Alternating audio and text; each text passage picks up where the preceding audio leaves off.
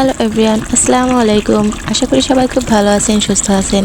আজকের ব্লগে আমি জাস্ট দুইটা রেসিপি দেখাবো, যে দুইটা রেসিপি আমার কাছে সিগনেচার রেসিপি হিসেবে আমি মনে করি। তো আজকের রেসিপি থাকবে ফুলকপি দিয়ে আলুর হালকা ঝোল আর গরম তেলে মাংস দিয়ে মাংসের একটা রেসিপি। তো এখানে ফুলকপির তরকারির জন্য আমি মাছটা হালকা করে ভেজে নিচ্ছিলাম।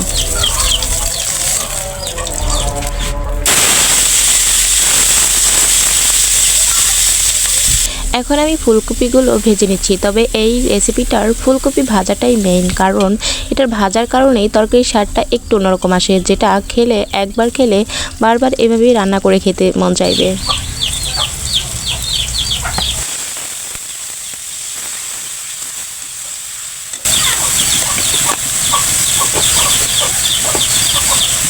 হইলেই তখন চলে আসছে, এতক্ষণ বলে খালি চলে আসছে।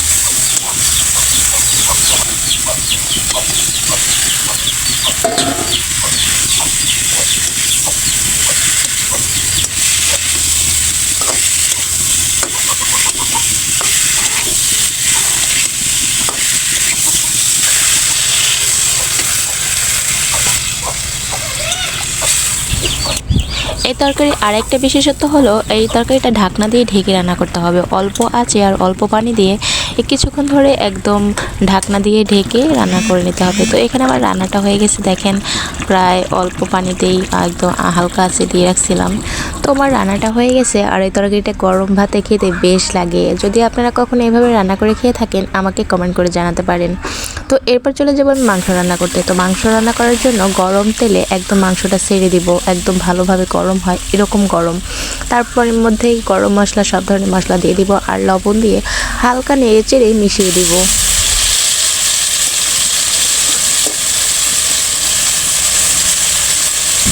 কিছুক্ষণ ভাজা হলে কড়াইতে মাংসটা লেগে যেতে পারে, তবে একটা টিপস শেখাই। এখানে আমি যদি হালকা কড়াইটা নামিয়ে কিছুক্ষণ নাড়ি, তাহলে একদম সব কিছু উঠে যায়। তখন আবার আমি কড়াইতে দিয়ে দেবো, আর এখন এই পর্যায়ে আলু আর পেঁয়াজটা দিয়ে দিব। তখন এটা যখন ভাজা ভাজা হয়ে যাবে, এর মধ্যে তখন সব ধরনের মশলা অ্যাড করব। তো এখন এগুলো আমি সুন্দর করে ভেজে নিচ্ছি।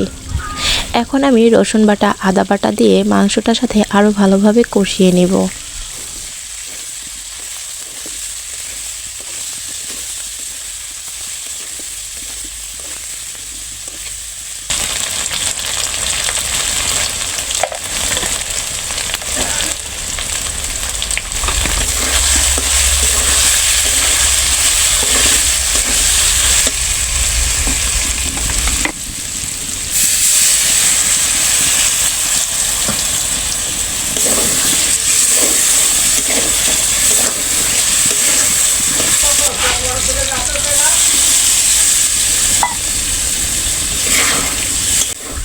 এখন একেবারে ঝোল মানে অল্প পরিমাণ পানি দিয়ে ঢাকনা দিয়ে ঢেকে দিব। তবে এই ঢাকনা দিয়ে ঢেকে দেওয়ার ফলেই কিন্তু মাংসটার স্বাদ আরও দ্বিগুণ হয়।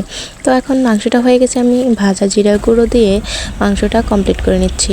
তো আজকের রেসিপি দুটো আপনাদের কাছে কেমন লাগলো সেটা আমাকে কমেন্ট করে জানাতে পারেন। ভালো থাকবেন, সুস্থ থাকবেন, আল্লাহ হাফেজ।